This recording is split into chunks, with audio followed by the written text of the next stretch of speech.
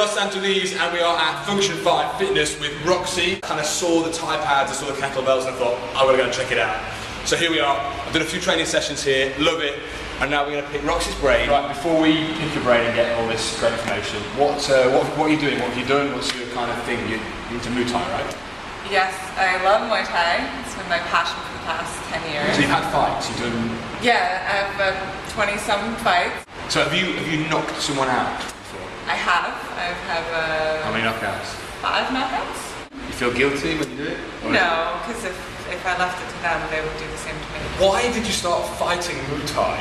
Like I love it. I got hooked.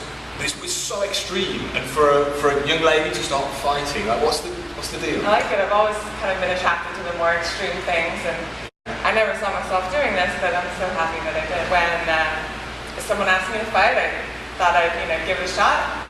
what's your specialty? What's your kind of thing? I've always been known for having good hands, so I'd say my right cross is probably my signature move. What about in sort of more functional training? What's your kind of thing that you show people? What would you say you're an expert in there? Well, I am RKC certified, so I really love using kettlebells for conditioning. I like to get people moving and try to figure out what they love, because if they don't love it, they're probably not going to continue with it. Yeah. I get this question all the time. For girls that want to work on their legs and their bum, or guys, what's your top tip? Like one thing, do this. If you want a nice, firm, round butt that doesn't sag too much, deadlifts and lunges are very important. You heard it, deadlifts and lunges. Does this hurt yet? No, I can pretty much sit in this position for Really? a while. My hips are so stiff, this kills. Mobility. This is a promo for mobility. Yeah, I need more mobility. Hang on. To form expressions on their stupid faces, they don't want to say. Right, with training, obviously nutrition kind of comes hand in hand, right? I've been eating this, the paleo diet. I can't stand on this thing. I love the paleo diet. It's what we recommend here at the gym. It's really basic. That's what I like about it, is it doesn't have to be too complicated at the beginning. I can just tell people, eat these real foods, eat your lean meats, eat your veggies, eat a little bit of fruit. Now, of course, every individual is going to need to tailor their specific diet a little bit more. It's such a great place to start and such a good template. It's a very anti-inflammatory diet, so it promotes really good gut health. Just focusing on the meats, the fish, eggs, the veggies, then you don't have as many of those inflammatory problems. Surely when the sort of cavemen were around, they wouldn't have had that access to that much protein and meat. What's your take on that? Well, I think they would have had access to what they're going to find, and of course every region is going to differ. If you live in an island, you're going to have more access to fish. Yeah. If you live, you're in the forest and more native towards where we are, you may have found like elk. The fact of the matter is, it's just another argument for people that don't want to continue to eat their bread. Yeah. It's a template. It's an evolutionary template for a modern society. So you're taking the concepts of Paleolithic diet, but you're applying them to today. This is brilliant that Roxy brought this up. It's like using paleo as a template. So not necessarily going in and going all out, I'm eating this, I'm not eating this, and being so strict, but using that as your base and then kind of evolving it. What does a vegetarian do?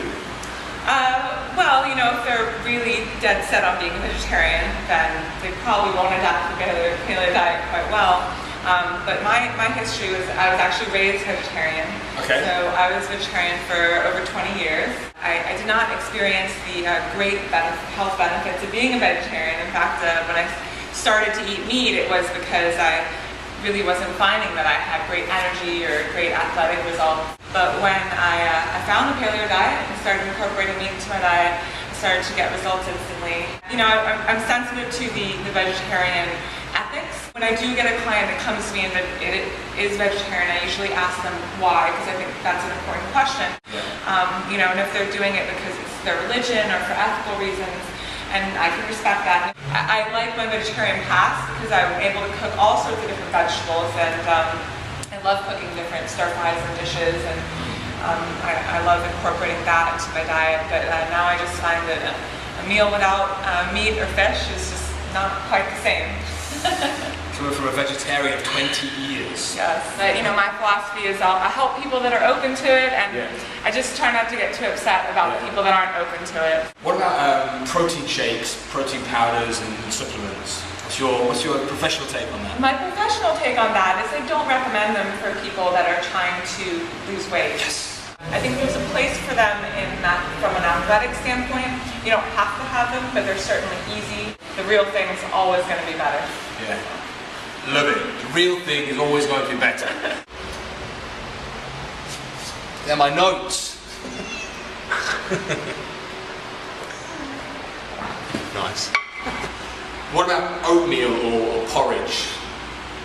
Well, it's funny because that's usually, for an athlete, it's usually like the last thing they want to give up. Like they want to hang on to that oatmeal in the morning. I don't consider it one of the smart starches that I use with my athletes, and I don't recommend it to any of our regular clients because it's just got a lot of dense carbohydrates. Yeah. And if you're not using those carbohydrates, if you're not in kind of elite level activity, then you don't really need all that sugar, especially first thing in the morning. So Sugar, yes.